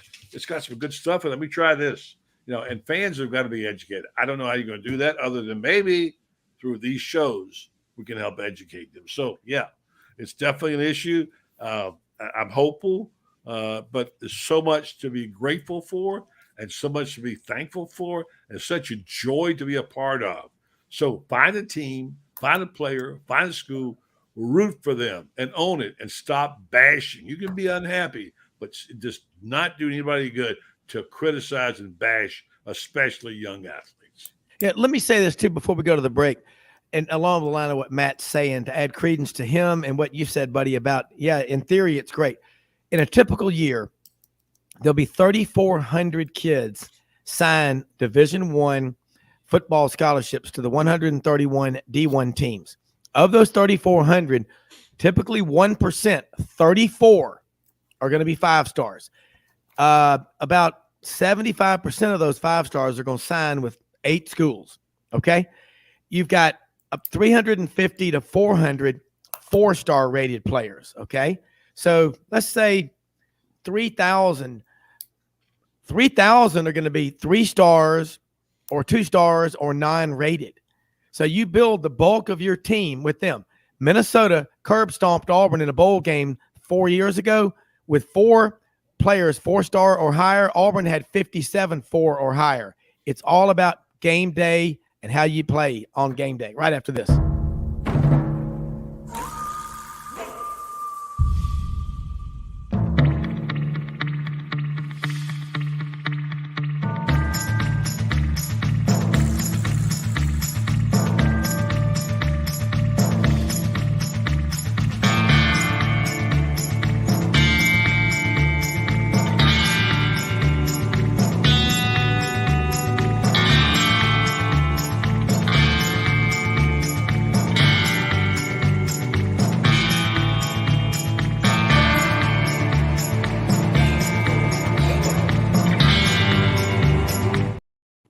All right, this just in. Dave Cody, our friend out in Bellingham, Washington, longtime sports anchor, Channel 7 in Austin, Texas. Loyola Chicago got on a roll, and Sister Jean became a national heroine. She's got to be, 105, 106? Right there, just below her would be Mildred. It's got to be 103, 104. But Texas plays Colgate Thursday in Des Moines. I hope Matt Dean picks a different Cinderella. Well, Dave, of course, covered Texas a long time. But I'll tell you, Iowa can score a lot of points. But, buddy, back to what you're saying, we all get frustrated. And, you know, I turned my ringer off a couple of years ago because I'm on some of these group texts. I might get 200 just on one thread during an Auburn game. And most of it is like, beep, beep, beep. You know, it's just like, good God. I like to say, and I get frustrated, but in reality, I like to say, if I was on that field and I was in the huddle, would I want people that are saying that kind of stuff around me? Hell no, I wouldn't. Buddy, that was one of your better pieces that you wrote. I mean, that can, with you, you're so damn good as a writer. That's like saying that was a pretty good, you know, painting by Michelangelo. I mean, they're all really good, but you have a way of pushing through all of the minutia and all the distractions and making a point. Hey, go pull for somebody else. We don't need you. If the person's that bad, I love that. We need more of that in writing today. I don't want to bore everybody with a clinic on writing because, I mean, look, Matt's got more interesting things to talk about with the brackets being out. I'm not Buddy Brackets today. I'm sorry I can't be more informed, but as I said, my weekend has been consumed, as I said, by 25 hours of watching golf and 4.5 hours of watching with my wife watching the Oscars, and then 12:30 a.m. edition of our favorite show, American Idol. And so I'm a little blurry-eyed. But if I could just for a minute, and Matt, probably for boring you with these details, but the piece he's talking about is a piece I wasn't going to write. Because I often think about this, I think nobody cares about an old guy talking about what was great then, or talking about what's wrong with fans or whatever. You know, you're a get off the lawn guy. You go find somebody else, you know. And I almost didn't write it. And I finally said, you know what, I'm going to write it. I'm going to try to use the old Howard Cosell line, tell it like it is, but not preach. And I was trying to point out that, and this is why, again, talking about American Idol, talking about the Players Championship, these are celebrations of people overcoming circumstance, which I love. I love people who come over. There was a girl on last night, American Idol, that came out there in jeans or whatever. I forget where she's from. Most unlikely person ever to be a good singer, who stood up and said, they said, what do you do? I said, well, I just took up the singing thing about a month ago. Are you kidding me? That's like, a month ago, you're on a national TV. You're going to embarrass yourself. You know, that's like somebody saying, Rob, walk out there and play quarterback tomorrow. You know, and this girl got up and she was unbelievable. I mean, her voice, her quality was like, I love Lady Gaga, by the way. But I mean, her voice and her delivery was a whole. And we said, does she know how good she is? She didn't know she did. She had no idea. This is the great thing about Discovery, whether it's show business or athletics. Watching somebody say, wow, if somebody got a hold of that person, that woman, that guy, and coached them up, what could they be? Unbelievable. And I present Anthony Richardson, okay? And in my show, I've been talking about this for 2 years. The best-looking prospect at quarterback I have ever seen in Florida. And I've seen a few. I've seen them all. I saw Steve Spurrier take his first snaps. Okay. So, and I've seen them all. This guy his ability and incredible. It's a nice kid and got a good set of values. And now he played on a team that went 6-7. How does that happen? Right. I get it. Development's part of it. That's part of what we do. But the point is that I love seeing people like Anthony Richardson, and I hope it translates. But the joy of watching the arts or sports, whatever, and seeing that kind of thing, it really just makes my heart soar. And I love it, and I'll always love it. And this is the thing, if you get it, if you just understand, get your team, get behind it, be for something, all right? You don't have to be a homer. You can get mad if they don't win, but be for something. This is the essence of being a fan and what makes it so great. Yeah, you know, trying to compare, and buddy, I say this all the time, the importance of the great sports writers, true grit journalism. I mean, what would we be without the great frescoes on the ceiling of the Sistine Chapel, Botticelli's great painting touching, the hand of God touching man.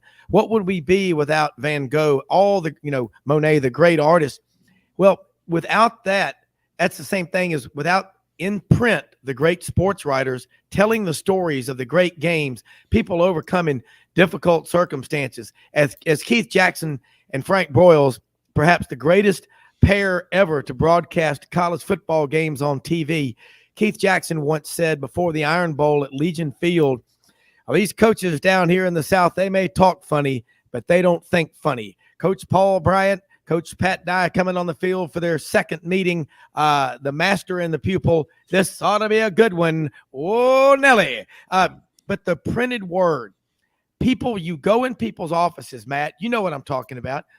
Something that a writer like Buddy wrote, you would have it framed if it was about you or your team winning a championship. You're going to frame it, have it laminated on a plaque on the wall in your office right there. You can't do that. Video's great, but it's not still. That's the power of great writing, Matt. Wouldn't you agree? 100%. And I remember 44 years ago in 1979, buddy, I grew up in Iowa. Mm-hmm. Bob Cummings was our football coach. Iowa football was terrible. Mm-hmm. Hayden Fry came in, and you know what he said? He said, we're going to scratch where it itches. And that phrase has stuck with me throughout my life, throughout my coaching career. In Iowa football, in the last 44 years, has had two head football coaches, Hayden Fry and Kirk Ferentz. Now, That's amazing. You can say what you want. Part of my conversation about development is rooted in being a fan of a program that doesn't get a lot of 5 stars, and buddy, I agree with what you said. My analogy, I should have said more. My analogy is more of a basketball. You can't win a football national championship with a bunch of 3 stars. That's not what I was talking about. You're 100% correct on that. I do think in basketball with the portal, you can find you a 5-star that's unhappy at a different place and add that to a mix of 3. Yeah. And it happens all the time. Yeah.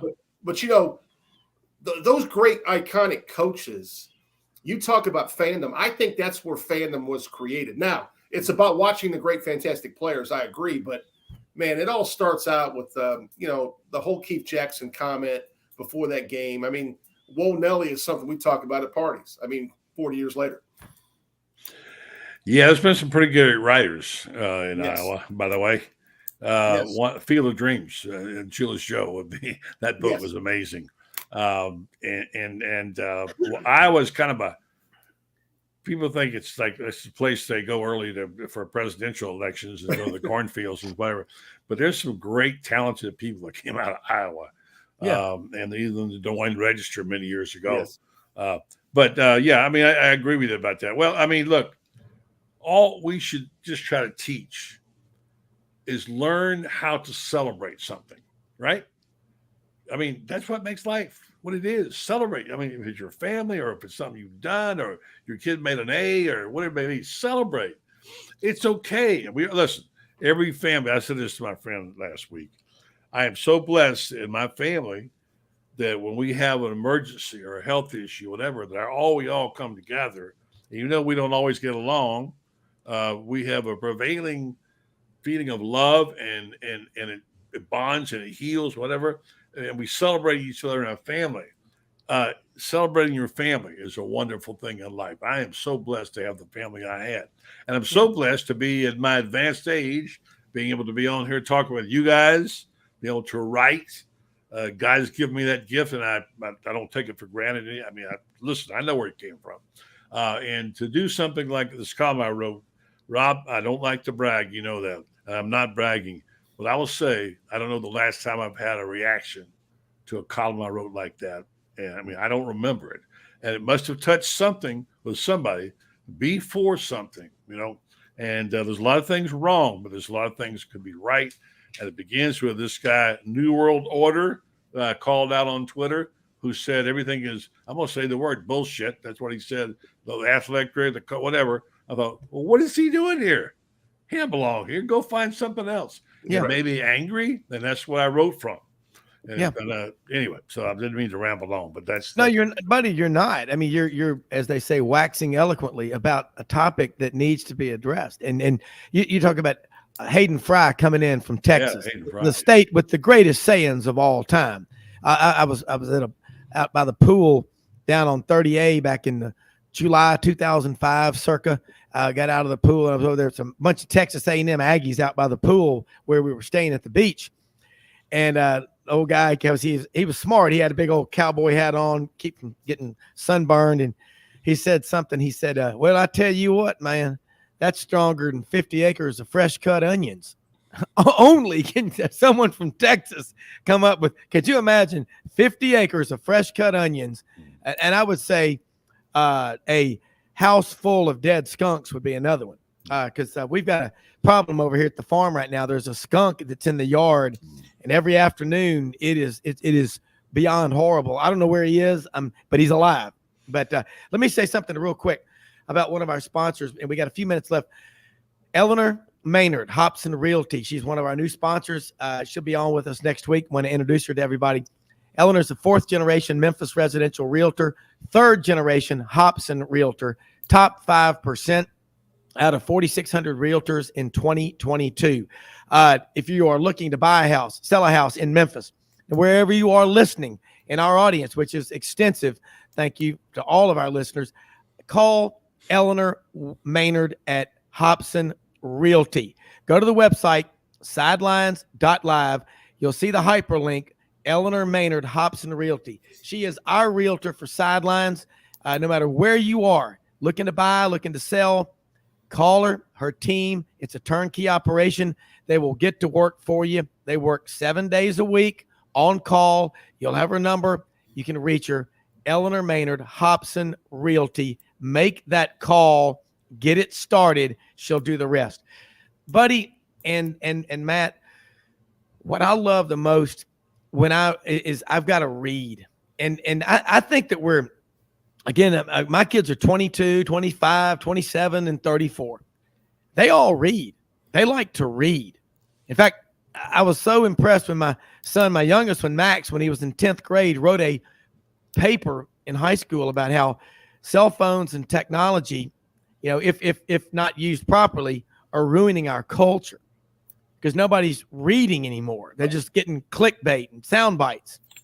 I think people want more than they realize the printed word, whether it's on the internet or whatever, but you like to read because that's how you learn. You don't learn by watching. You learn by doing. Reading is doing.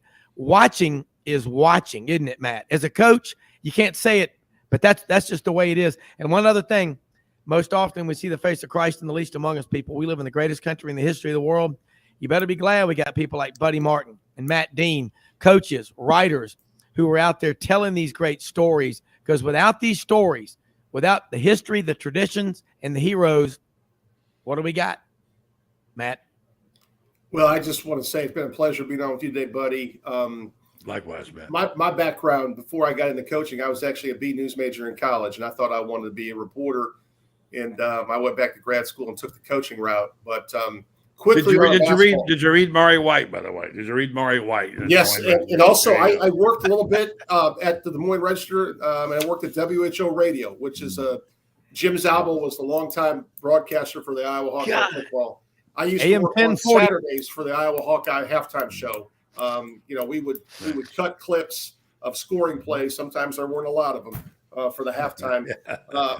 A guy that's no longer with us, Larry Kotler, was one of my mentors, and Mike Newell, two great guys. I work with them.